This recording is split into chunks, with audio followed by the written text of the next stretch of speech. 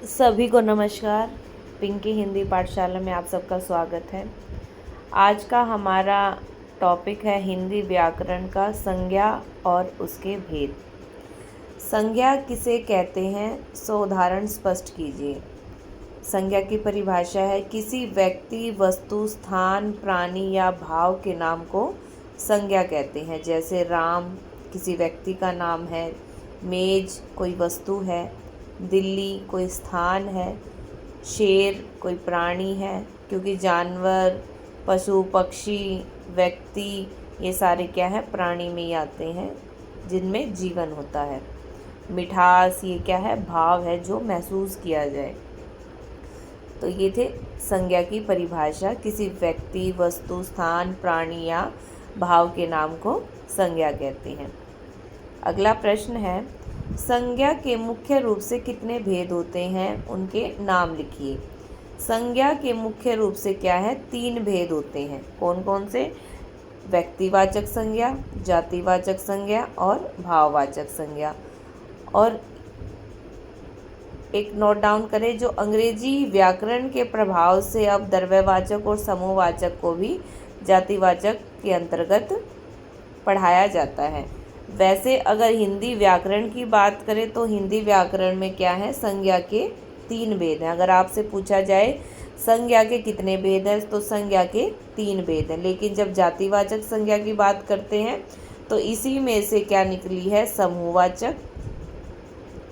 समूहवाचक संज्ञा और क्या है हमारी द्रव्यवाचक संज्ञा। ठीक है, इसी के ही 2 भाग हैं जातिवाचक संज्ञा के ही।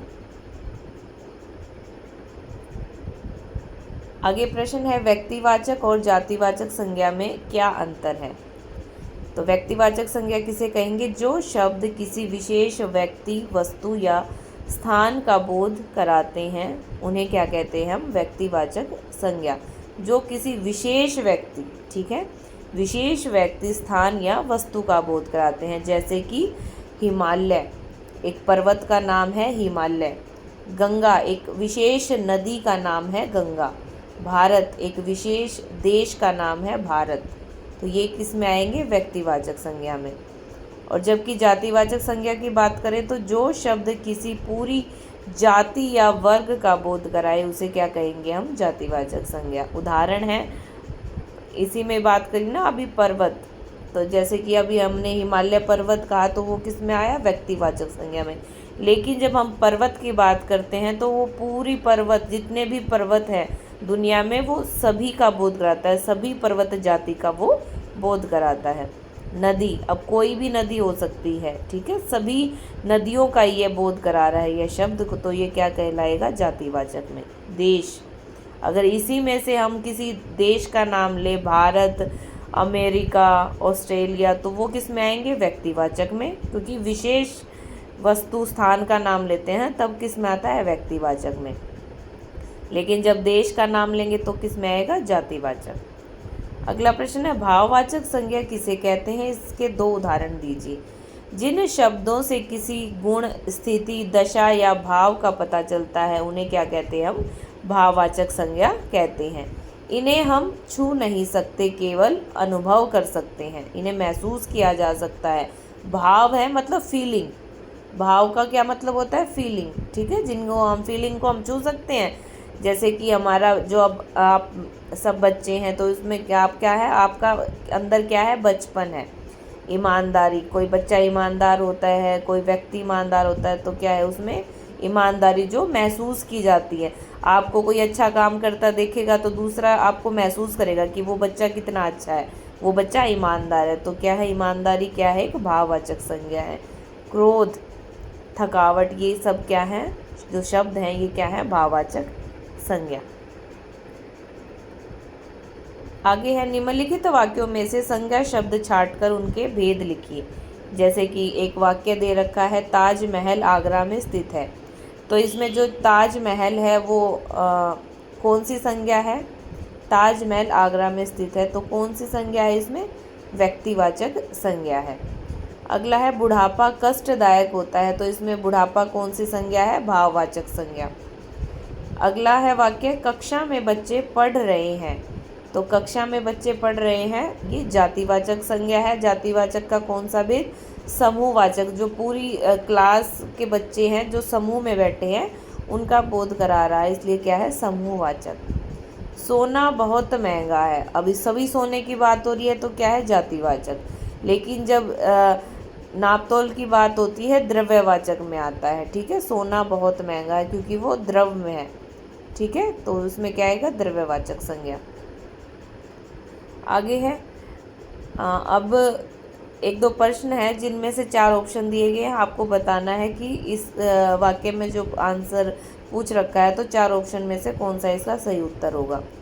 मिठास शब्द संज्ञा का कौन सा भेद है? व्यक्तिवाचक, जातिवाचक, भाववाचक या समूहवाचक? जो मिठास है वो क्या है? आप महसूस करते हैं ना, कुछ मीठा खाते हैं तो आप महसूस करते हैं, तो क्या आएगा? वो हमारा भाववाचक संज्ञा। उत्तर क्या रहेगा? ग, भाववाचक संज्ञा। आगे है जातिवाचक संज्ञा का सही विकल्प चुनिए। मोहन, नदी, दिल्ली या हरियाली। तो जातिवाचक संज्ञा का क्या बताया था? जो सारी जाति का बोध कराए। तो क्यों कराता है? मोहन, मोहन क्या है? विशेष किसी लड़के का नाम है मोहन, तो ये क्या आएगा? व्यक्तिवाचक। नदी, अब नदी क्या है? पूरी सभी नदियों का बोध करा रखा। अगर इसमें गंगा यमुना लिखते, गंगा यमुना की बात होती तो क्या है? ये एक विशेष नाम आ गया, तो ये किस में आएगा? व्यक्तिवाचक। तो जो नदी है वो क्या है? हमारा जातिवाचक। और दिल्ली है, दिल्ली एक शहर का नाम है, पर्टिकुलर कोई विशेष शहर है, तो ये भी क्या है? व्यक्तिवाचक। और हरियाली क्या है? वो देखकर हम महसूस करते हैं, आंखों से हरियाली देखकर हमें अच्छा फील होता है, तो वो क्या है? हमारी भाववाचक संज्ञा। तो जातिवाचक संज्ञा में कौन सा विकल्प रहेगा? ख ऑप्शन हमारा सही होगा, नदी। अब बात करते हैं जो 2 हमारी संज्ञा जुड़ी हैं। जातिवाचक के 2 भाग हैं, द्रव्यवाचक संज्ञा और समूहवाचक संज्ञा। द्रव्यवाचक संज्ञा जो शब्द किसी धातु या पदार्थ का बोध कराएं, जैसे कि घी, लोहा, पानी, जो किसी पदार्थ या धातु का बोध कराए वो क्या है? द्रव्यवाचक संज्ञा। समूहवाचक संज्ञा जो शब्द किसी समूह या समुदाय का बोध कराए, जैसे कि सेना, भीड़, गुच्छा। अब कहीं कुछ हादसा हो जाता है तो तुरंत क्या कहते हैं? आर्मी को बुलाओ, सेना को बुलाओ, तो वो क्या है? समूह में आती है। अब सेना के नाम से कोई एक आर्मी मैन तो आएगा नहीं, तो क्या है? वो सेना क्या है? पूरे समूह का बोध कराती है, तो क्या है? समूहवाचक संज्ञा। गुच्छा, अब ये कहेंगे अंगूर ले आओ, अंगूर, एक अंगूर तो आप लाओगे नहीं, तो गुच्छा क्या है? एक समूह, सारे अंगूर इकट्ठा होके गुच्छा बन जाता है, वो क्या है? समूह में है अंगूर सारे, तो ये क्या कहलाएगा? समूहवाचक संज्ञा। उम्मीद है आपको संज्ञा समझ आई होगी और मिलते हैं नेक्स्ट वीडियो में। धन्यवाद। और वीडियो पसंद आए तो वीडियो को लाइक करें और चैनल को ज़रूर सब्सक्राइब करें और अपने दोस्तों में शेयर करें ताकि आपके दोस्तों को भी लाभ प्राप्त हो सके। धन्यवाद। मिलते हैं नेक्स्ट वीडियो में।